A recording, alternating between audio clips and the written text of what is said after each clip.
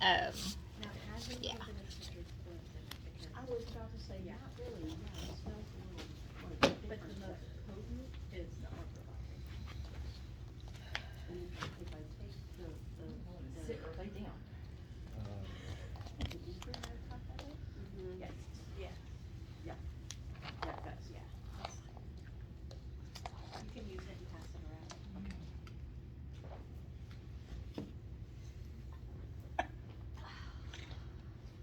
He's stacking stones. Yeah, and that's ironic, 'cause now my hand's all jittery. Oh, Just so you're aware, we're gonna pass around the arbor vitae, but it has a little bit of citrus bliss, because that's the way I love to mix it, cause it makes me go. We passed around that way, that way. Oh, yeah, 'cause we have a man in Or our. here, Dharma, you do it, Thank and then I'll pass it around this. I told you to We're wear a not skirt. interrupting. I know. I'm so in tune with my feminine side, that's why I don't even, it's yeah. It's like, where's that guy that's in this circle? Right here.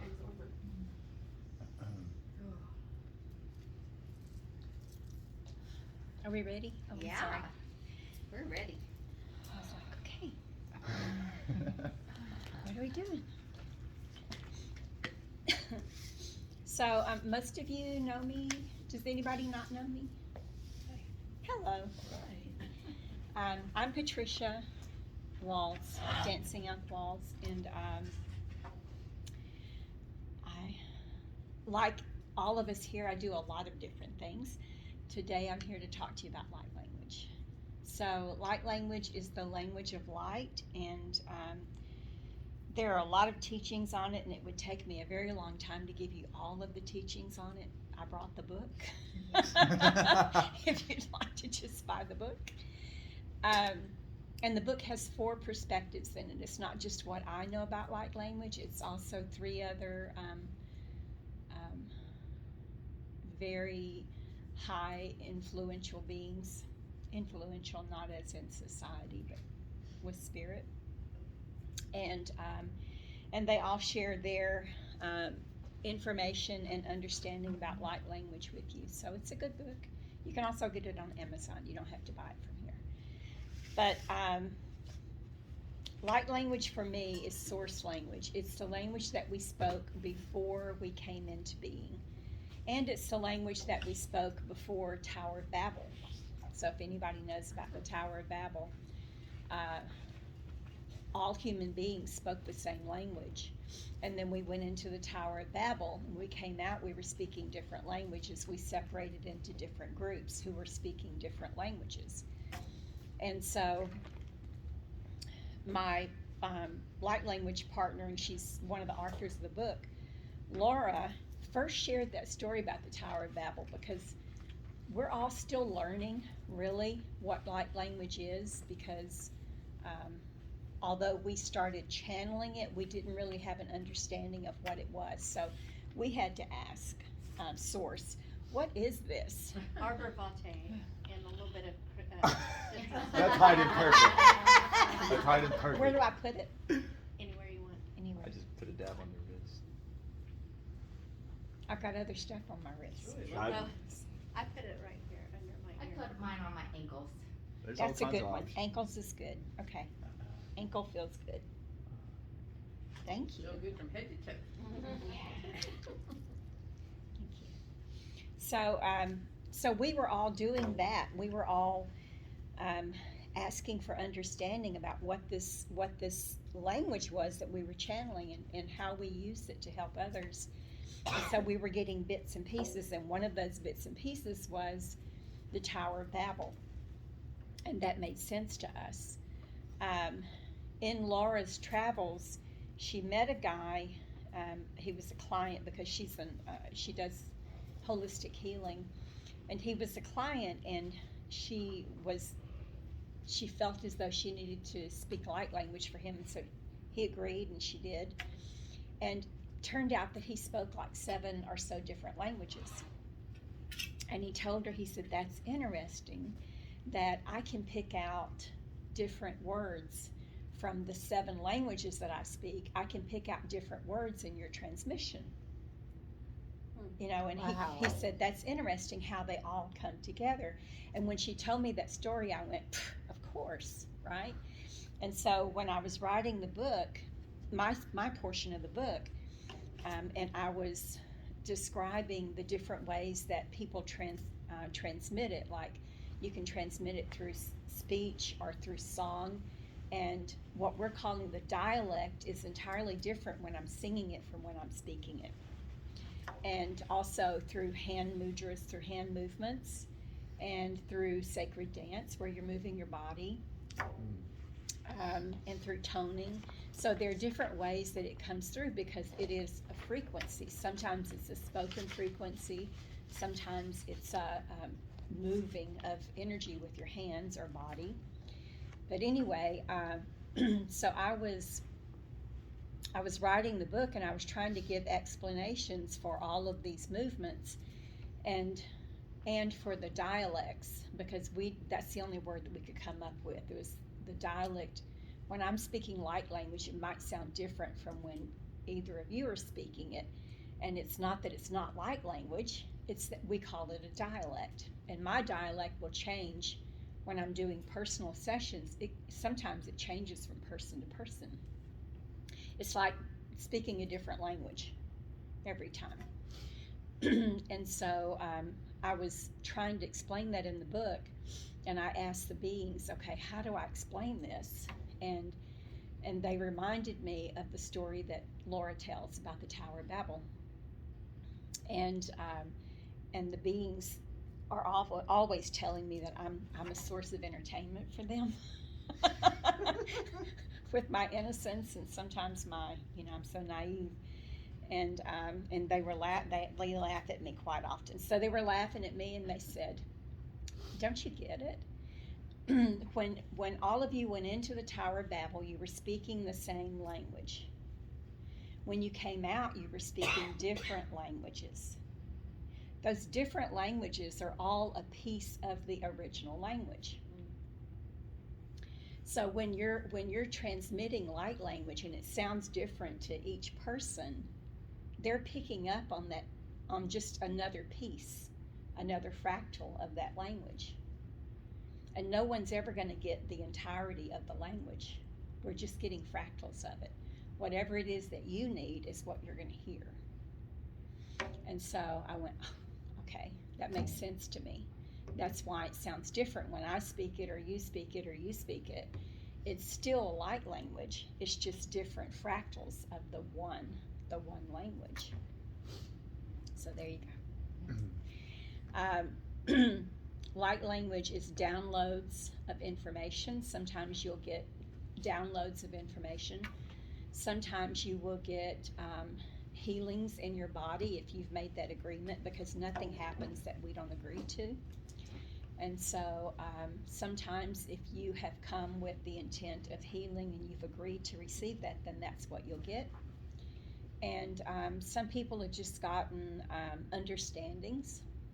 They have questions in their life, and afterwards they'll go, okay, that makes sense now. I know what that is. Sometimes their relationships will change for the better, always for the better, even if there's an ending. And just what happens with people is what they've agreed to happen. Sometimes they just feel calm, and that's all they needed. They needed a brief period of just feeling calm and nurtured. That's all they needed from the whole thing. And that's all they got. So you'll get exactly what it is that you've agreed to receive. My job's just to channel it. And I call it channeling because it doesn't come from me. And I love stories. I have another story about that. And so another story that Laura tells, because she has the best stories, is that she met a guy who is a scientist, a researcher, and he builds robots. And he also does, he has the equipment to do voice patterning, voice recognition, the kind of equipment that the FBI uses. And so he wanted her, because she has such a nice voice, he wanted her to be the voice for one of his robots. So she agreed to go over and be the voice for his robots, but she said, I want to trade from you. Because she wanted him to do the voice recognition on her voice, and then when she was speaking light language, because she was curious whether or not she was really channeling. Because there's the tendency in the human ego to say, I'm just making this up, right? And so she is one of those people who like to have proof. So she read out of a book for him, for his robot, and he recorded it, and he set the pattern of her voice, and then he did a separate recording of her speaking light language. And when he compared the two, he told her, this is not the same person. He said, if you went to court, if someone took you to court and said that was you on that recording, they could not prove it, because the voice pattern was entirely different. So that was good that she's an inquisitive person. Yes. Because we were able to have that bit of proof that we are indeed channeling and it's not us. So, does anybody have any questions yet about light language? How do you learn to do it? Or is It- it just a gift that some people are born with? Like, or is it a skill you can develop? It is our language. It is our language that we speak before our parents say, no, baby, that's an apple. You know, that is dada, you know, that's a tree. It's the language that babies speak, basically. And because they come in without any filters, they come in without, until we tell them what their programs and beliefs should be, they come in fully enlightened and connected. And before, I would say around 2012, a lot of people started waking up and connecting to this. Before that, everybody tried to identify it as speaking in tongues. There is a difference for me from speaking in tongues and the language of light. But because people had no source of reference, those that were really speaking light language just called it speaking in tongues because they didn't have any other source of reference. So for me, speaking in tongues is a private conversation between you and Holy Spirit. You know, it is a private communication. Light language is not private. When we channel, speaking from my experience, when I channel light language, I'm doing it for a person, place, or thing, not so much for myself. And so it's not a personal conversation between me and Holy Spirit. It is me channeling the language of Source to bring healing and alignment and information. So to me, the intent is different, and it does sound different. I've had people who were raised in the charismatic church, charismatic church, and they'll say, yeah, it sounds different. And I had a brief time in my life where I attended that church when I was in my early teens, and it feels different to me from what I experienced there in the Holiness Church. So yeah, it's different, and you have the ability. It's a matter of getting over the fear. You know, it's like people who say, I want to be connected to Spirit. I want to be able to see Spirit, hear Spirit. We all have the ability, but sometimes we block it out of fear or not feeling worthy or whatever. And for me, it's the same thing with light language. We all have the ability. It's our language. It's our sovereign right to speak, to connect with Source in that way. But we're programmed that we can't, that we're not good enough. So it's a matter of getting over that. And a lot of times whenever we do the light language gallery, people are activated.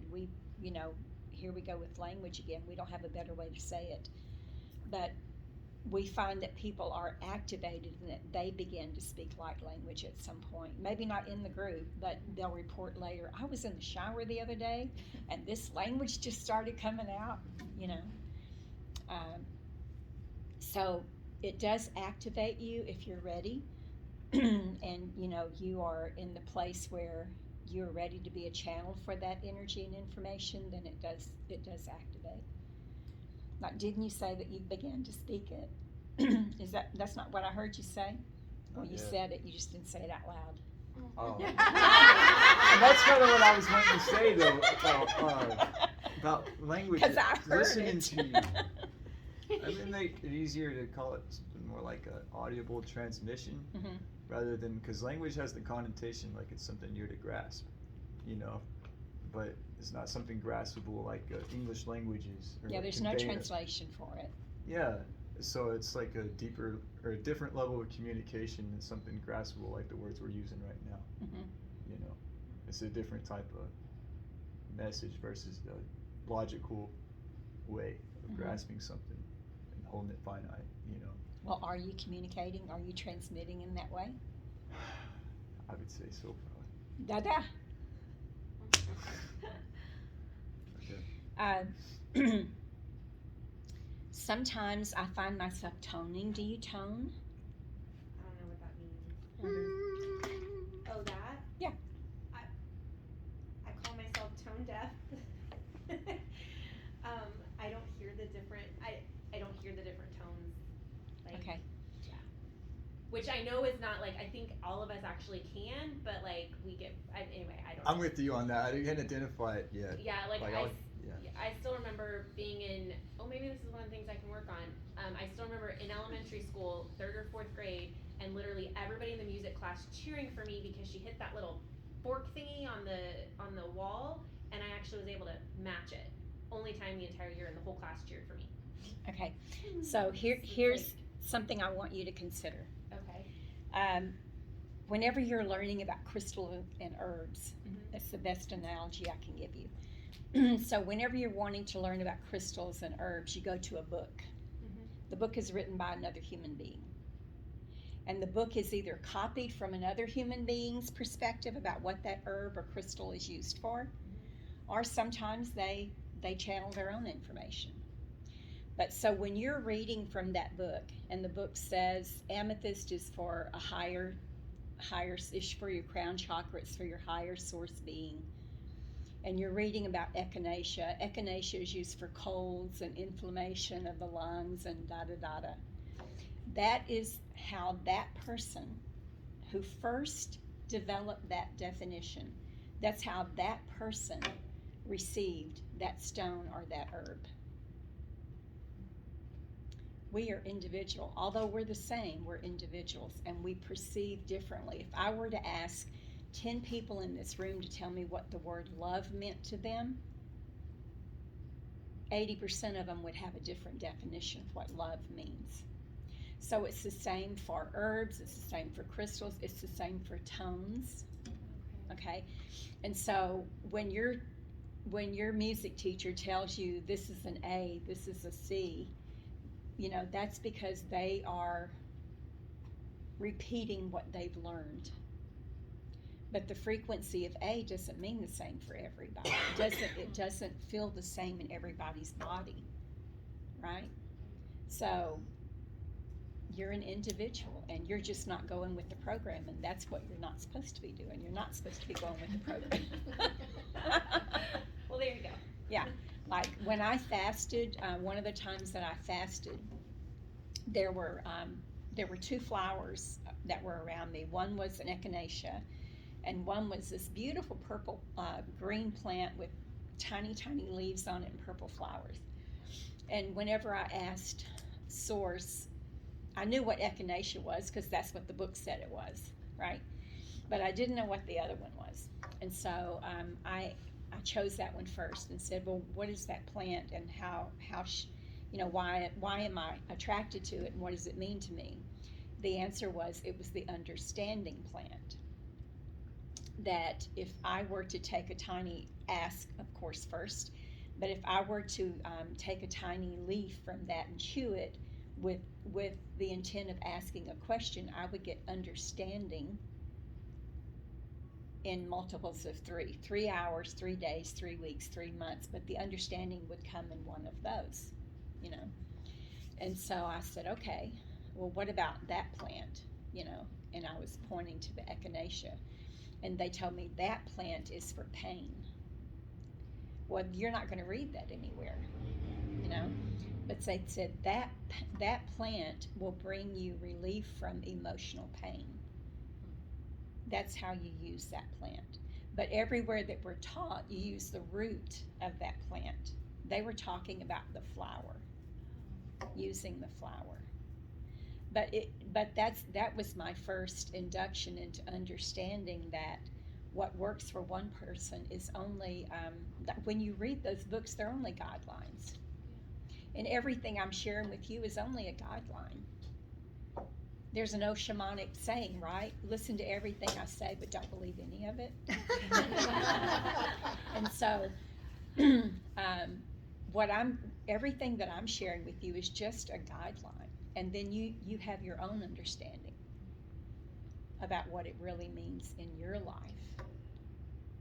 So, you're doing great. Tone. Let it rip. Who knew I started my journey back then? Yeah. Good. Any other questions about light language?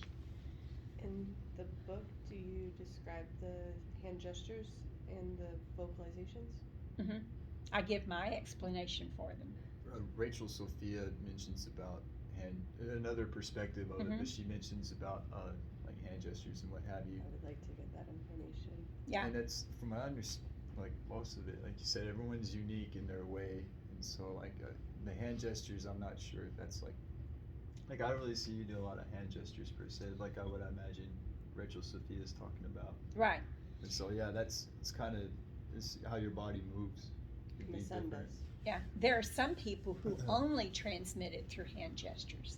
They never speak it or sing it. Can I say something? Yes. Sorry. Oh yeah. It's hard to interrupt from here, but I see, and what I'm hearing or seeing as a neurodivergent person, like diagnosed neurodivergent person, this is very common in neurodiverse people already, and they're like in some ways in a position to be more in tune with light language, gestures, language generally verbally. Like I have a sibling who's highly neurodiverse and highly in tune with light language and prefers to speak in light language. And they call it masking when you're taught to hide that. Like they're taught to actively suppress that, and it's very sad to me. So I just wanted to give that perspective. Thank you. That What- was Oh, sorry. SJ, I didn't even think about that. Like as a speech therapist, like the flapping that we see kids doing that are on the spectrum.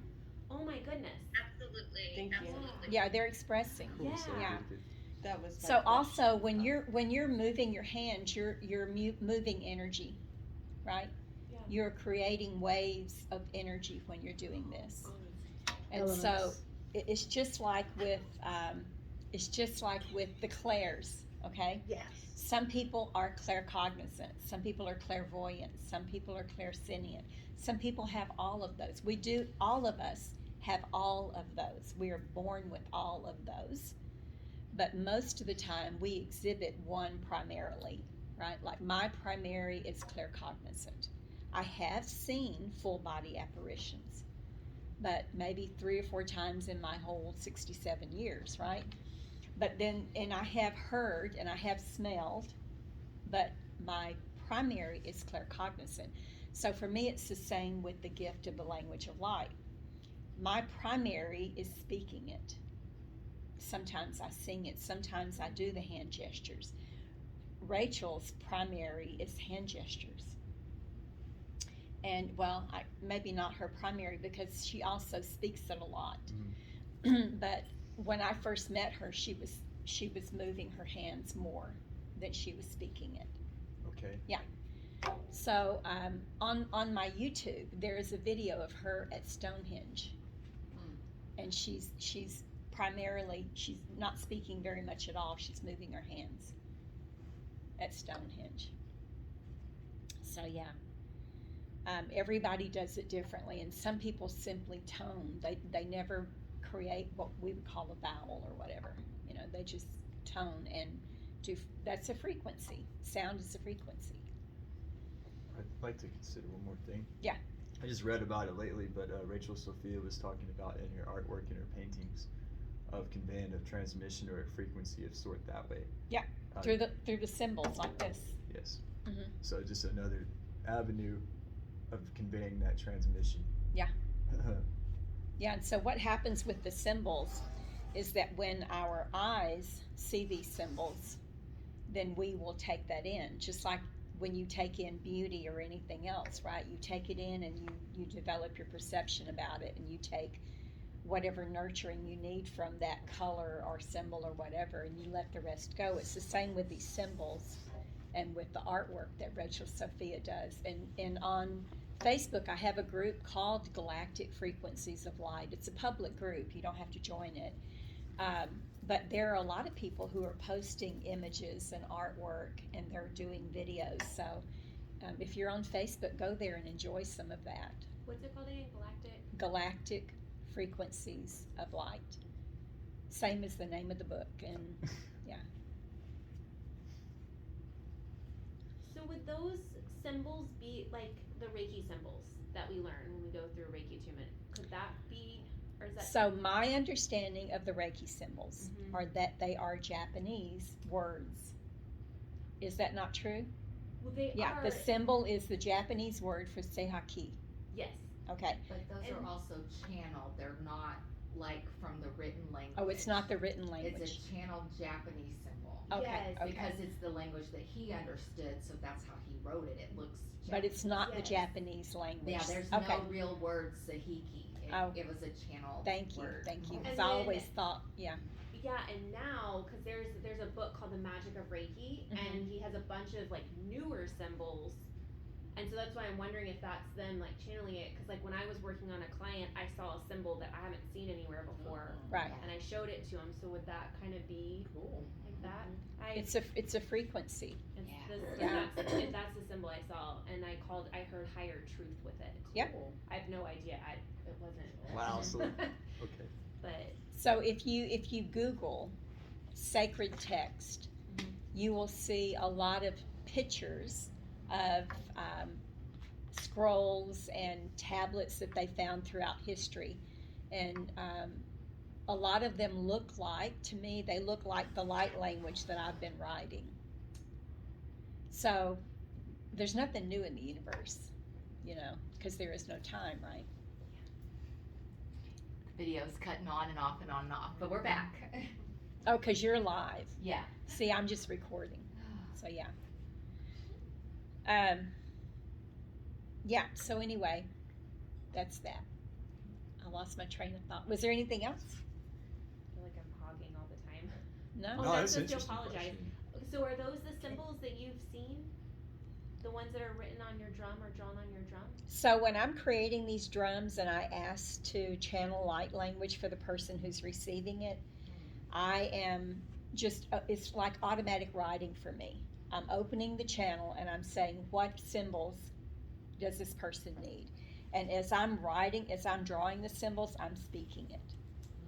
So I don't just draw them arbitrarily.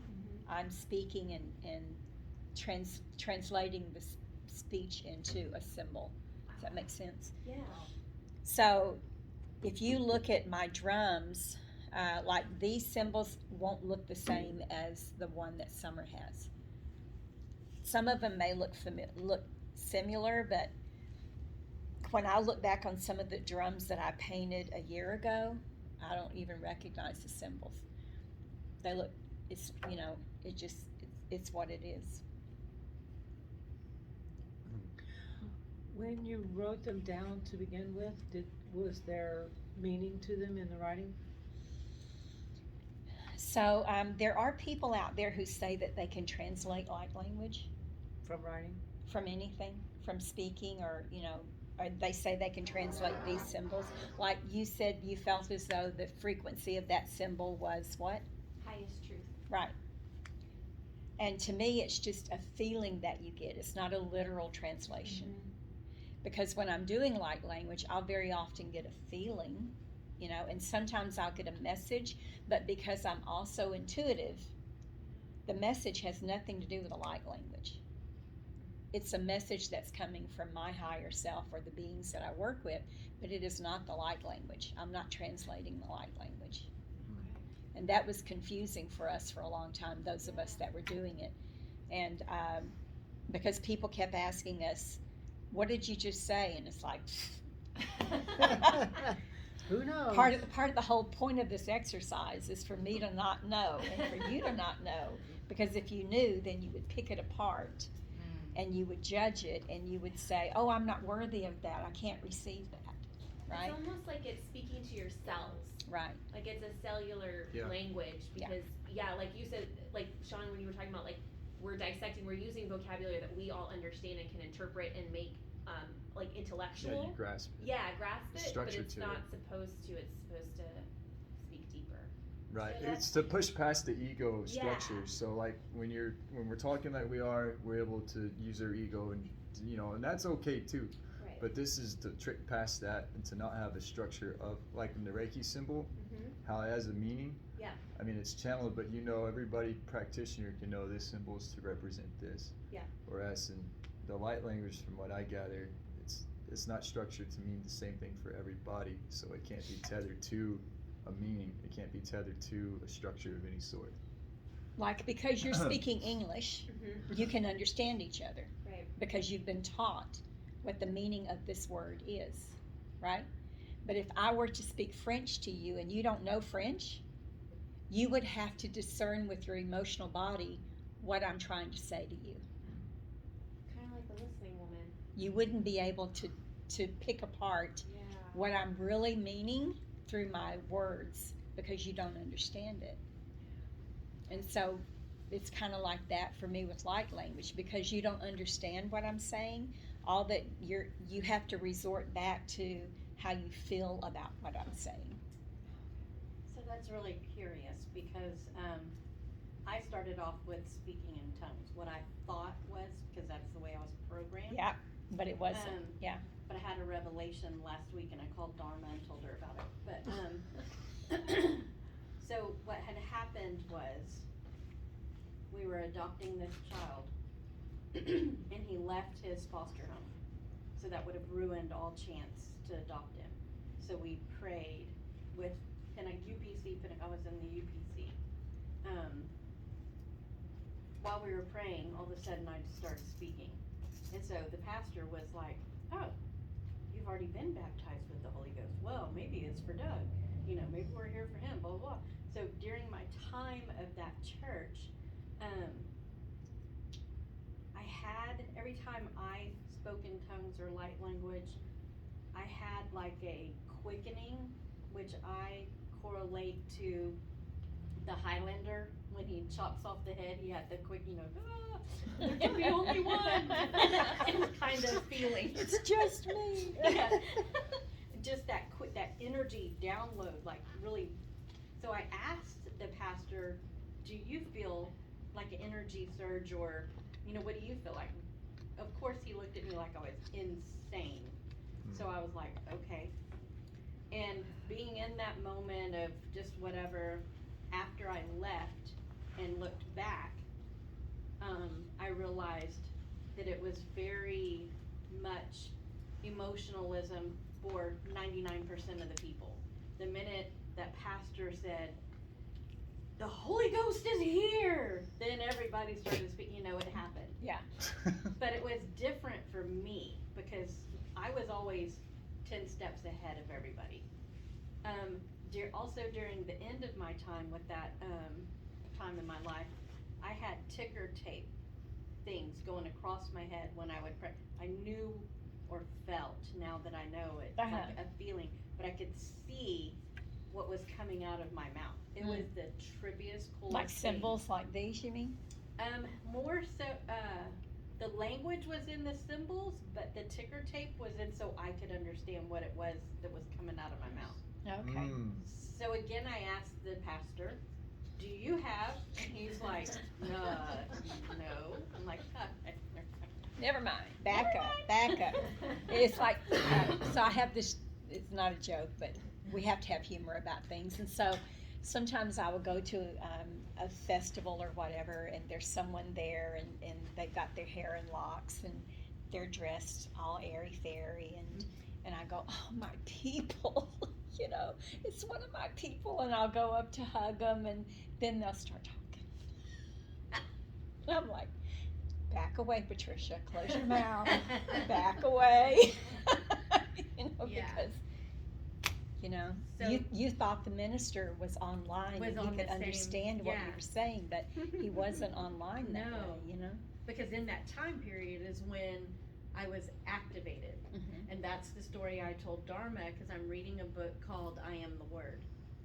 And he's talking about when his activations and his channeling started, and I had to pull over. I was like, holy fuck, what? So I'm thinking back, it was 2008 Mhm. when my activation happened. Have you allowed it to flow since then? Or did So it Did the minister flowed sort of until I left. lock it? It flowed until I left, and when I left, because of the circumstances that I left under, and I thought it was a Holy Ghost God thing, shut it down. Mhm. Until things started happening, and especially your last time here, I was in such confession, such turmoil, because I'm like, who the fuck are you to tell me that my speaking in terms is light language? You're wrong. But at the same time, I'm going, be open, be open. No, let's not be open. No, it's not. You know, I had this war until we had our moment. And when I went back and wrote what was said, I went, shut up. Go away. Okay, now I'm listening. I'm here. I'm present. And then we had a retreat. I don't know if it was the next weekend or 2 weekends, whatever. Something happened, and I sat in a healing position for that situation, and I started real low, because it's like, oh my God, you're Pentecostal, you speak in tongues. I'm like, that's devilish, that's blah, blah, blah, blah, blah. All of that programming was embedded. And then all of a sudden, as I'm watching this person go through their thing, Spirit said, be loud. And I went, you know, and what happened was afterwards, I learned the minute when I started speaking, they could feel it, but it was just, but the moment I walked into my power, a golden light went up and over that person and encompassed them in protection and love and blah, blah, blah. And when I was told that that's what others saw, I was blown away, and I was like, oh, okay, so that's gonna change my whole perspective of what's going on inside me and why this is all happening. And then now I'm reading this book, I Am the Word, and I'm just blown away. Yeah. Because what I thought was my initial gift of clairvoyance, knowledge, whatever, hearing, is not the ultimate. It's the speaking, because it can come like that. Right. Yeah. Wow. Congratulations for working through all of that. Thank you. Yeah, whenever, sometimes, and it happens not only with that experience of me telling you that you spoke light language, but it happens with other things. Somebody tells you that you're a healer and you go, oh no, I can't be that. You know, Right. that's wrong. That's, you know, I can't be that. I'm not good enough. It's the same scenario, because we're unfortunately programmed